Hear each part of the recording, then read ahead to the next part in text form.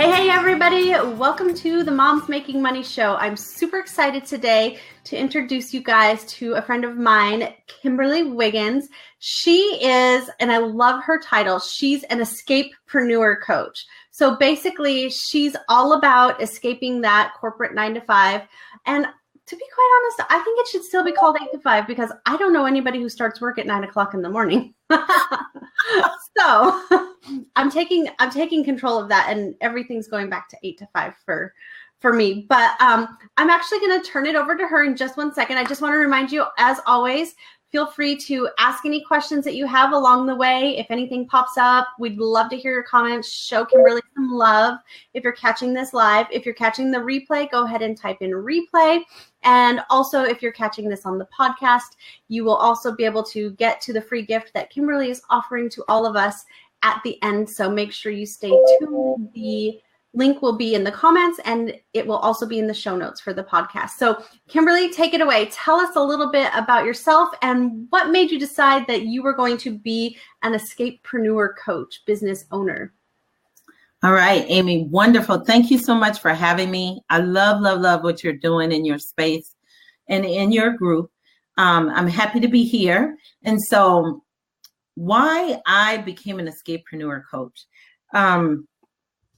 It's a funny thing. It's actually a story where I worked in corporate America for just so long.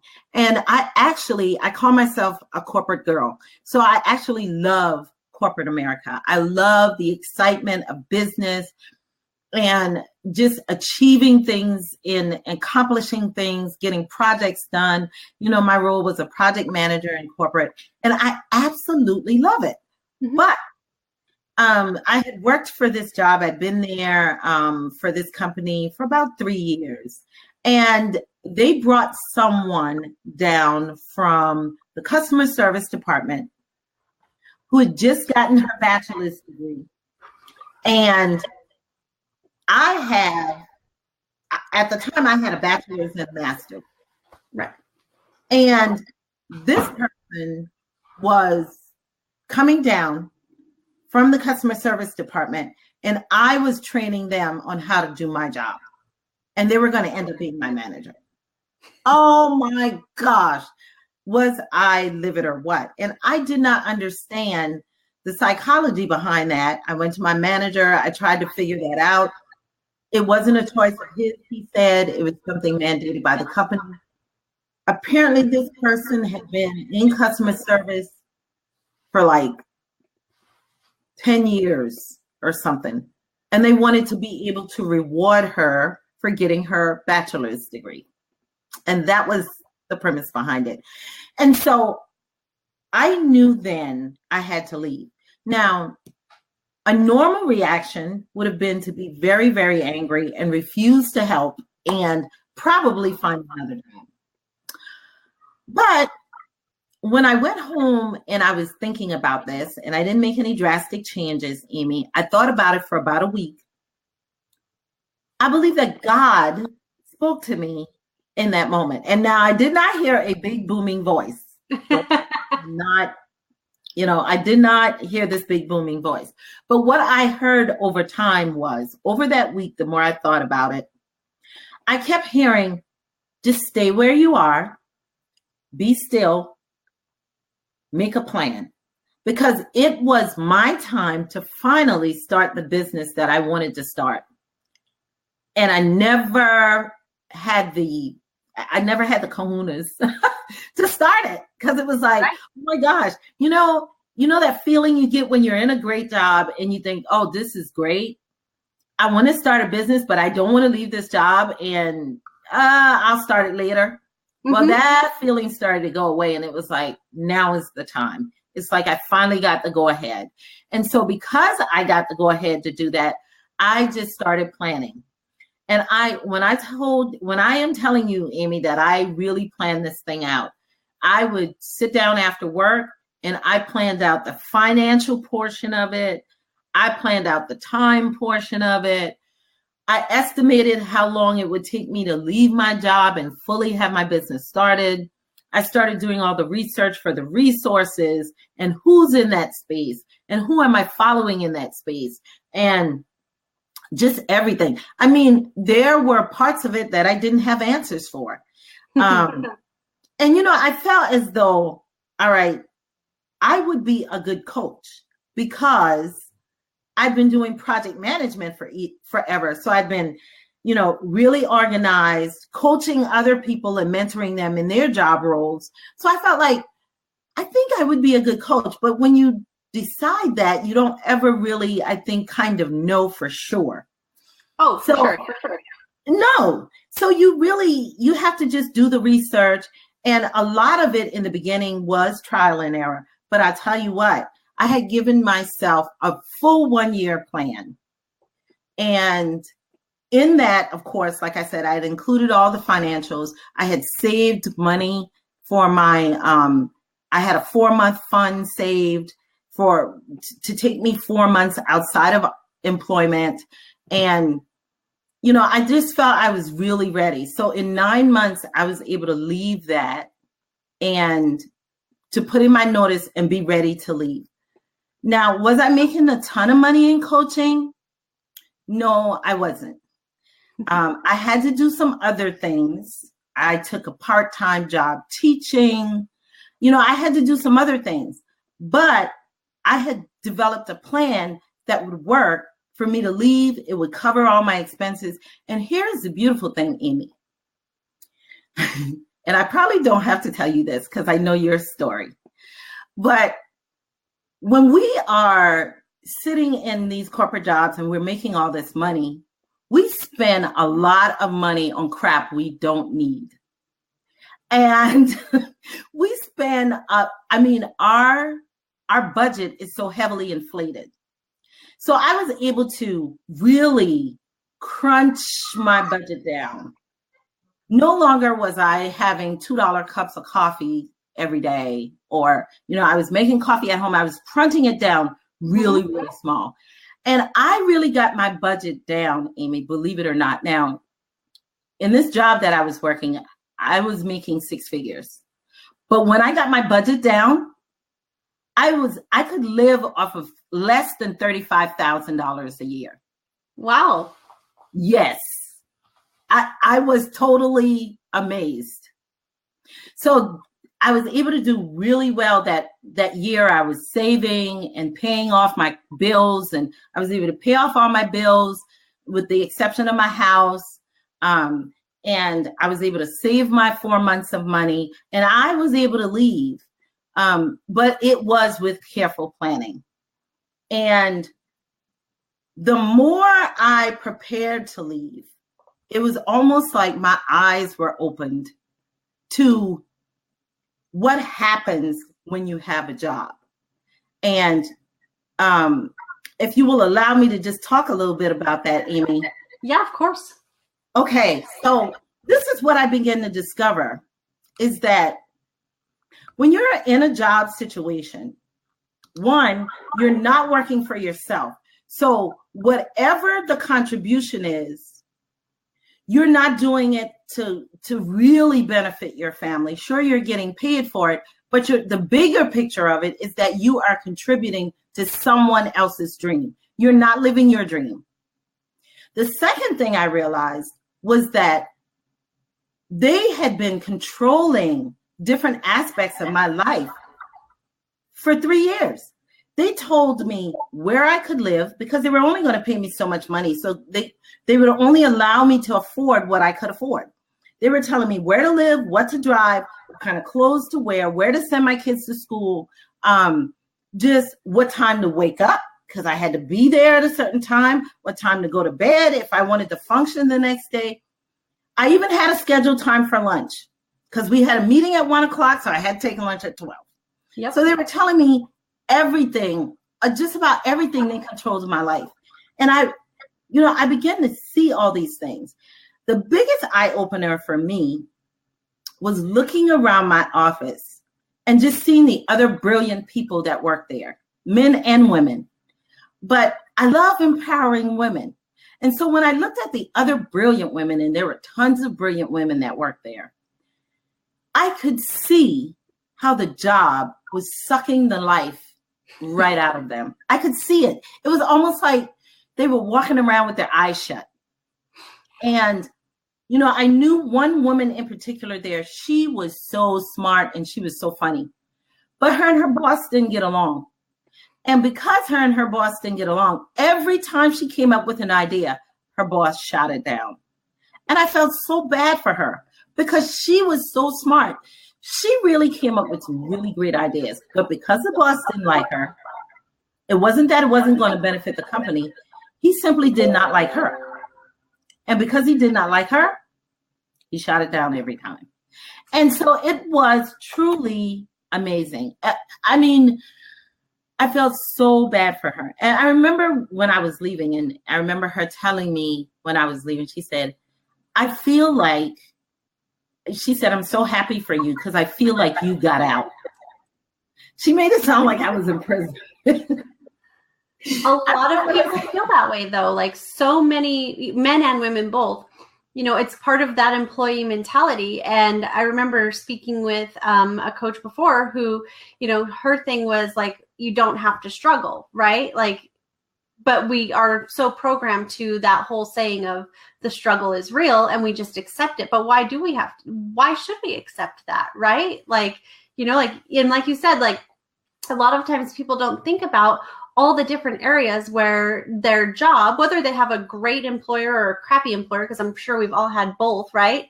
At least for sure we've all had the latter, but they control when you go on vacation. They control whether you get to stay home with your kids when they're sick. They can, you know what I mean? And there's almost like that fear that is instilled in you from society and growing and, even probably from a young age. Like, you've probably heard, if you had both working parents or even a working dad, like, I can't ask for the day off to do because, this reason or that reason.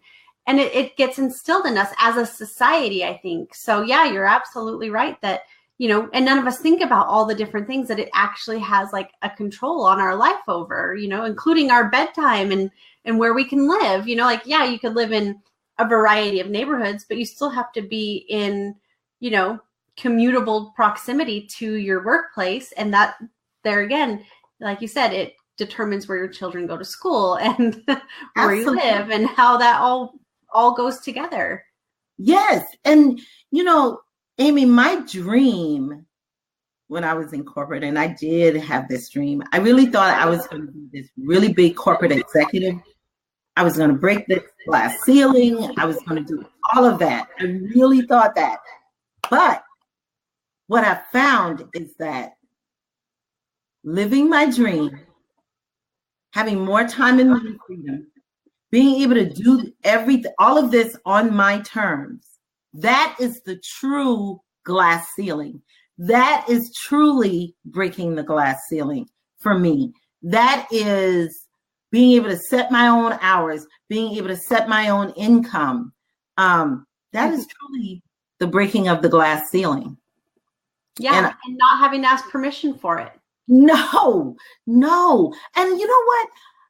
I was just having a conversation with someone recently, Amie, about how I think we as women, and just as you mentioned a minute ago, just how we were programmed from just little girls as women, we were programmed to have to ask permission. And it's almost as though we are, okay, just let me say this here. And I love saying this. We are the baddest creatures on the planet, without a doubt. We are the smartest. We are the most accomplished. We can do 10 things at one time. Amie, you know that as a mother, you're never doing. When are you ever doing one thing? Right now, that's it. Okay, so we are so good at what we do. We can do some amazing things. We can come up with amazing creative ideas. We are the baddest creatures on the planet. But because society has nurtured us in a way that keeps us from expressing that, we discount ourselves as not being good enough or not having enough or not being confident enough to do whatever we need to do. And that has brought me to this place where I am an escapepreneur coach. I really want to help women get out of their own way and have an out of body experience, if you will, and just be that other person, that alter ego that you have. Like, they say what happens in Vegas stays in Vegas. Well, dress up and be in Vegas every day in your life, just be that other person that you really want to be. And a lot of times I will tell my clients, all right, you're not there yet, but we can fake it until you make it. Just be that person who's watching. Nobody needs to give you permission to do that. And that's what my escapepreneur coaching is about. It's just being able to help women just be and live the life they really, truly want to live. Yes, I love that. And it's so funny. Like, I want to kind of touch back just a little bit. We still have plenty of time. So when you talk about like how we're kind of, I don't know what the right word is, but like we're trained from a young age, and even historically, where women have been, and hopefully no men get on here and like throw stones at us or whatever, but this is the truth. So whatever, you go back decades and centuries and whatever. And, you think about like women who made a stand, they were like burned at the stake, like literally burned at the stake, or like beheaded or whatever. So it was kind of like, that historic, evolution of women in society, and even just how big of a deal it was when women were able to vote, like that took a really long time. And so some of that stuff, I mean, maybe it's programmed now in our DNA, who knows, right? That, we're afraid to stand up and stand out and be our truest self and, say it louder and, just stand up for what we actually believe in, because, we're worried that, well, Sally's not going to like it and this guy's not going to like it. And my boss might fire me if he knows that I've got, a Beachbody business or something on the side, or I, help promote essential oils or whatever. And really it's kind of like, that's none of their business, first of all, and who cares, second of all. But, even like other women sometimes, like who don't get it, who maybe don't have that entrepreneurial spark. Maybe they're kind of, they just don't have the desire, or maybe they're just so set in what they've been taught their whole life as the norm that they're just going to kind of stay in their lane and stick with that. But even sometimes they're like, I think women are the worst mom shamers out there, some of them. Mm-hmm. And it's kind of like, I don't know. It's like, I'm going to give you like a virtual bitch slap in just a second. And like, what's your problem? You know what I mean? So it is a society thing overall. Like there's so many things in society that we need to change and correct and evolve into something better. But yeah, just that's one of them. And even though, like you said, you thought you were going to break through that glass ceiling, you may have even felt that for a while you were chipping away at it, and it still just never happened. Yes, absolutely, Amie. And everything you just said is so true. And it's almost like a awakening as a woman. Yeah. When you learn the opposite of all that, because we have been so conditioned. And, even Amie, when I think back to even my mom, and my mom was really the breadwinner in my family, because my dad was there, but he was sick. He had severe arthritis. So my mom was like the breadwinner in the family. And so my mom had this really strong matriarchal role. And so she was and always will be my greatest role model. But with all of that, and my mom was very wise. She's by far the wisest woman I've ever known. My mom was very wise. She was very straightforward, very outspoken and truthful, and just, she walked it and she talked it and she lived it. And even with all of that, when I grew up, because there were 10 of us and I am the 10th child, I still suppressed my voice. It took me a while to really build up the confidence Because, I grew up in this little country farm in South Carolina. It took me forever to build up the confidence to really just be me and let me shine. And that it took me forever to learn that when I was a little bitty baby, not even born yet, that God had snuck up on me and put this gift inside of me. And that one day I would be able to unfold this gift to the world. And the world will know that little Kimberley Wiggins from Pineville, South Carolina was here on this planet, ready to do some amazing things. Yeah, and now you've got a podcast so you can shout it from the rooftops too. Yes. And I think every woman needs to recognize that they are a gift giver, that there's a gift inside of them. And if they can't figure out what that gift is, like you said, even if they don't want to have their own business, because it's not meant for everybody. No. But there is a gift that you can still give the world in your corporate job. And there are things you can do in your corporate job to make your life better so that you can better support your family in the way that you need to and have more time and money freedom. Yeah, agreed. Yeah, and it's not for everybody. It's certainly not, because, even a lot of people sometimes probably think like, oh, it's so easy to have like a home-based business and you can wear your yoga pants all day. It's not easy. It's hard. Like, it's hard work still. There's still a lot of effort going out there, just as much so as if you were, opening the doors to, a brick and mortar type of business. You still have to do the work. You still have to turn on the lights and let people know you're open for business. It's just in a slightly different format. So while some people find ease and flow in having a business, it doesn't mean that it's easy or simple or. Yes, I totally agree with you. I know. I was in a forum once and I heard some women talking about they were just about ready to give up this business thing. And they had talked about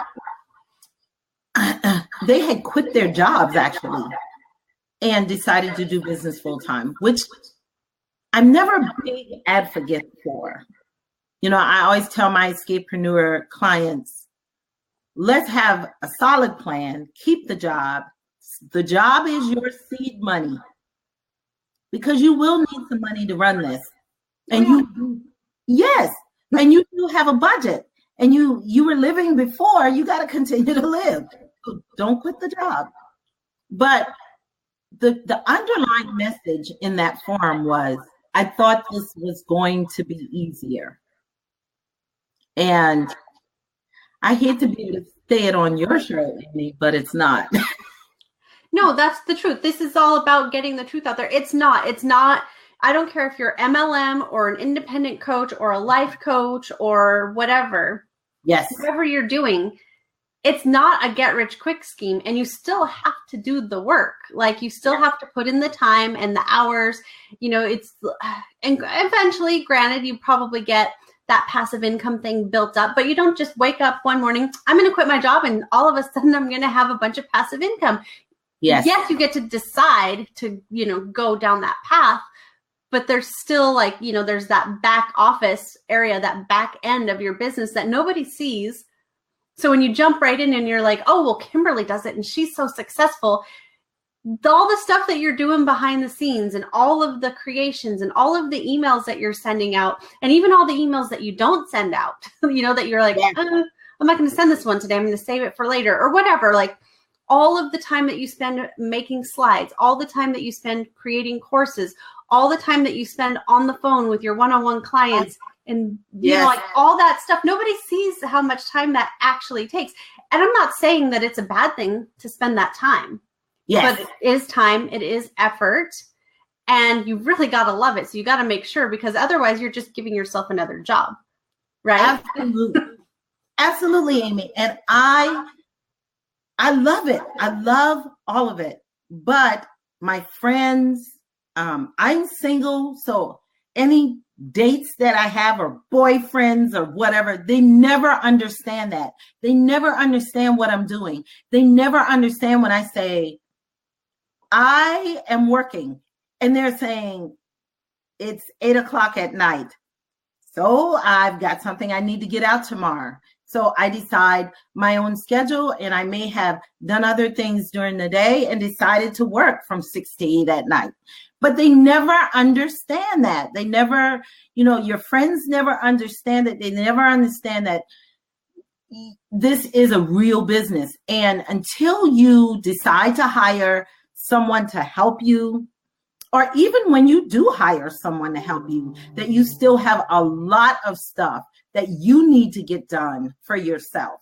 Yeah. And, it's a real business, and it takes time. Yeah, it is. It really is. And I think, that, like I said, people don't see the back end stuff, and, and people who are so stuck in, like I call it, the employee mentality, that this is the way it is. You go get a job. Well, you go to college, then you get a job, and you pay student loans for the rest of your life and whatever. And you just go punch the clock, whatever. That's the norm. Like, that's part of like that whole, the struggle is real, because that's real life for everybody. It's the American dream, whatever you want to call it. So they don't understand it. So they don't take it seriously. They're like, oh, Kimberly, she's sitting over here in her yoga pants, diddling around on Facebook or something, or talking to one of her girlfriends on the phone, like not realizing like that client of yours might have just paid you $1,000 or something, and that you're actually getting probably much better compensation than you even were at your other job, right? So they don't get it. It's not something that even resonates in most people's mindset. I am happy to see, though, I feel like we're on like the beginning wave of like a revolution.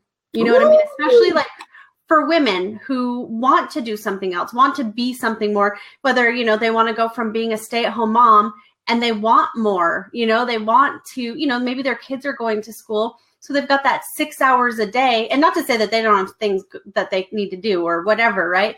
But they want to do more than fold laundry all day. They want to do more than pick up toys. They want to do more than scrub toilets. Like, they want to make an impact. And I feel like, now that we have the internet and all this this technological revolution, that we're kind of like paralleling that revolution with our businesses. And I think women, I read an article, maybe it was in Forbes, something about how like women are starting to take this internet entrepreneurship thing by like the horns and like really so much success with it. And so that's kind of what I mean by, being on like the beginning wave of a revolution, but we're like setting the tone for the young people behind us, the millennials, and then whatever comes after millennials, I don't even know. We all have those. I'm sticking with being Generation X. So I can't quite be a millennial, I don't think, at my age. But it's like we've been conditioned by, like our parents as we were growing up, and what society was doing at that time, and how the normal, 8 to 5 or, work really hard and, you'll just get by and that's okay, type of thing. And, even people who think that being wealthy is a bad thing, like, like think about how much good you could do and how much you could give back if you had more money to give, know? And so people don't tend to think about even that side of growing your wealth and growing your empire and all that stuff, of how much you can actually give back. And so people think like, oh, everybody who's wealthy, they're freaking Scrooge McDuck from, from the Disney cartoons, who's, a cranky old greedy guy, and that's just simply not the case. So there's so much conditioning that has, been given to us through society and family and whatever, and not intentionally, like that's given to us with the best intentions, I think, to go out there, work hard, do well, and blah, blah, blah, blah, blah. But no, they don't get it. They think they don't take it seriously. And then at one point when you're like, oh, I just had a 6-figure launch, then they're like, oh, what is it that you're doing? Yes, exactly. And so, you're so right. There's so much that we can do. And, I know you have a big mommy group. And so I'm definitely here to bring the message that don't let someone guilt you into thinking that you should just be a stay-at-home mom. Mm-hmm. We are multifaceted. There is a lot more to us than just being a mom. I mean, we are a mom, a wife. We are sisters. We are nieces. We are friends. We are business owners. We are volunteers. There are just so much we can be all at once. And don't let someone mommy guilt you into that, because you not only are you doing all these other things that you're doing for yourself, but you're doing them for your kids too. Because when your kids are able to look at you as a role model and stop trying to find the Oprahs of the world, just looking at their mom as a role model and being able to say, I was able to see my mom do this and this and this, and she gave back and she volunteered and she did this and this and this. It impacts their life in a way that society won't. So we got a note here. It looks like from Keisha. Headed into a meeting now. I've enjoyed this and will watch the remainder later today. Here's to successful, progressive, and joyful Thursday. Yay! Thanks, Keisha. I think it's Keisha. If it's Kisha, I'm sorry. That's my niece. Yay! I'm so glad she popped on. Yes. So it's just amazing what we as women can do today. So don't let anyone mommy guilt you into feeling like you can't do a whole lot more with your life, that you are just supposed to stay home and fold laundry. And that is not true. But if you enjoy it, there's nothing wrong with it. Agree. And there are some people that I know who they just absolutely love being a mom, managing their house, and just taking care of all those things. And they have no desire to get on the phone with other women and help them through their struggles. They're like, no, that's just not for me. And so it's kind of, but for them to even be able to stand up and say, that's not for me. And, have somebody who's in like that entrepreneurial, it's still early. I've only had one cup of coffee, that entrepreneurial mindset. Like they don't let them, to not be able to be guilted by them either, so it's got to be a balance. But I find a lot of times, like, I'm actually going to be doing like a live challenge next week about like different things about being more than just a mom. And, my message, and I know like yours too, is not to offend anybody who that's all they desire to be. It's to really be able to feel comfortable, and I cannot talk today, comfortable and confident in chasing those desires and making them become realities. So, for me, it's like, I think about like, yeah, I could fold all the laundry. I could scrub all the toilets. I could do all the things that people tell me I should be doing. Like, oh, you shouldn't be having this business. Because I own two businesses. I own an electrical company. It's 10 years old. And I am, it's almost 10 years old. It'll be 10 years old in February, and it's just a small little company, but it's a 10-year-old company almost. And then I also do my business coaching. And, I have people like sometimes they're family members, sometimes they're friends. And it's like the people that you think are going to be like your biggest cheerleaders. And they're like, no, you shouldn't be doing that. Don't you know your kids are only little once and you should be doing this and you should be doing this. And I'm like, I do so much stuff with my kids all the time, like all the time, half the time they're in here like pulling my hair and stuff. So I spend it's super funny because it's like I spend so much time with my kids now that I spend probably, so I've kind of like switched it. Like I used to spend with Easton when I went back to work, I used to spend probably like during, Monday through Friday, probably about 12 hours a week with him because I'd get home from work anywhere between 4 and say 5 or 6, depending on what I had going on. And I was often gone before he even woke up. So I didn't even see him most mornings. And then he'd go to bed at like, 8:30, 9 o'clock at the latest. So I had, 2 to 3 hours a week or a night with him during the week. So, but now it's like, okay, so now I've flipped that. I spend about 12 really like dedicated hours on my business, which doesn't include like answering little messages and emails and stuff here and there, but 12 kind of dedicated hours on my business.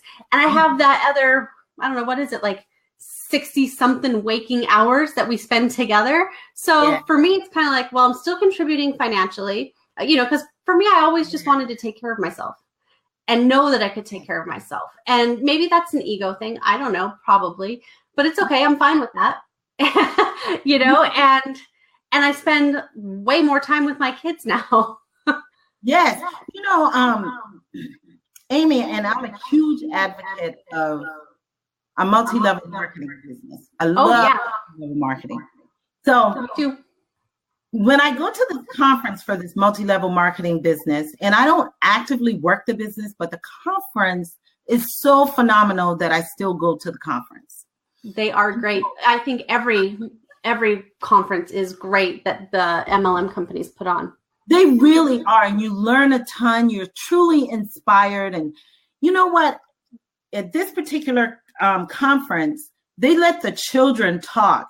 As the children have grown up in the multi-level marketing world, and they let the children come on stage and talk about what their parents have contributed to their lives. And they talk about all the times that their parents had to go to these meetings and leave them with a nanny or leave them with a sitter, or when they got older, leave them at home or not be at their school functions sometime because they had other things to do. But they appreciated it. They said, when we got older, we realized we were able to live like our friends couldn't live. We were able to go to Paris and Mexico and have all these amazing trips and do all these things that our friends couldn't do. And they were just really, really thankful that their parents had become a part of this MLM journey and exposed them to so much. They were like, we learned business at an early age. We learned how to communicate with people and how to be able to just talk to anyone, because our parents would bring us along sometimes when they would just meet people while we were shopping. And so it was amazing. And I think that, you are doing a great service for your children when you're doing these other things, when you are exposing them to these other things. And like you said, you may spend 12 hours working, but look at all the rest of the time during the week that you're able to spend with your kids. Yeah, you would never be quality time, not with a job. You're tucking them in at night when you get home. That's about it. Yeah, and it's a rush. It's like, okay, home, dinner, bath, bedtime stories, and then bed. Like that was it. And I think a lot, unless you're in that space, I think a lot of people can easily overlook that. But that's how it is for a lot of women. And a lot of women have, kind of mom guilt about having to leave their kids because, we all kind of want to be there and nurture them. But, it's like I have a girlfriend who her kids are finally getting a little bit older. They go to school and she's like, thinking ahead, like, dang, like, before I know it, my kids are going to be moving out of the house. And, like that type, they're not quite that old, but, it's in the near future. I think she's got, one of her kids is going to be a teenager this year. So that means in a few years, he'll be off and out of the house and the other one's not far behind. But then it's kind of like, well, then what? Then there's not as much laundry. There's not as many dishes. There's not as big of a mess. There's not as many, mouths to feed and meals to make. And then what? But Jane says, my kids as they are now adults have great work ethics as I always have worked. When I did show up for events, they really appreciated it. Yeah. So, that's a testimonial to how your kids view you. And like she said, they have great work ethics. And another thing, Amie, is that those great work ethics that your children develop translate into a business if they ever want a business. Because the same amazing things that you can do for a corporate job are the same amazing things you can do for your own business. And even more because like that girl you were talking about who was at your job, who everything, I didn't necessarily experience this, but I can definitely see how that goes is every time you come up with this great idea and you're feeling really good about it and then you get shot down, it's kind of like, well, what kind of impact was she actually really able to make other than, crunching numbers or doing whatever it was that she did, right? And, now if she were to take those gifts and those great ideas and change into her own business, and then people would really benefit from those great ideas. And not to say that every great idea is actually great, because sometimes we think of things and we're like, maybe not. but yeah, like imagine all the things if she was in a slightly different setting or even a different company, the impact that she could make. Yes, absolutely. So, I'm really, really passionate about this. I want to help women. I want to help you get back into the home, because I do believe that women especially are there to nurture their children. They need to spend time with their children, and they can do that at home with a business or with a job. There are ways that you can convince your job to let you work a few days from home or entirely from home and still produce the same level of work or more, just so that you will be able to spend those quality times with your children and not miss out on that. Right. Agreed. I agree. Yeah, absolutely. Amie, it was great. I mean, thank you. Thank you so much. Thank you. I mean, we could obviously sit here and go on and on and on about this all day long. Yes. But I do have businesses to run. I actually have to take my little sick guys to the doctor today. So. Oh, no. It's always awful when they're sick, because you feel like you're helpless. Yeah. Because they're so pitiful. They are. Yep. Well, and so, awesome. I wanted to have you tell us a little bit. I've posted in the comments Kimberly's website, because she has a free gift for us. So before we hop off and say our final goodbyes, tell us a little bit about where exactly to find that and a little bit about what it is. You can find my free gift on kimwigginscoaching.com. And there's actually 2 free gifts there. There's one that's the Idea Analyzer. And that's for any woman who definitely are struggling with ideas about how to get started and what their business should be about. This walks you through a very good process of doing the market research to be able to generate a really solid idea.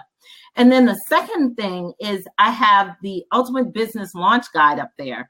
And that launch guide will really help walk you through the finer points of developing a strategy to exit your job. And so definitely so. And I do want to say, Amie, that I do have some exciting things coming up as well. And definitely we're going to collaborate on one of these things, I hope.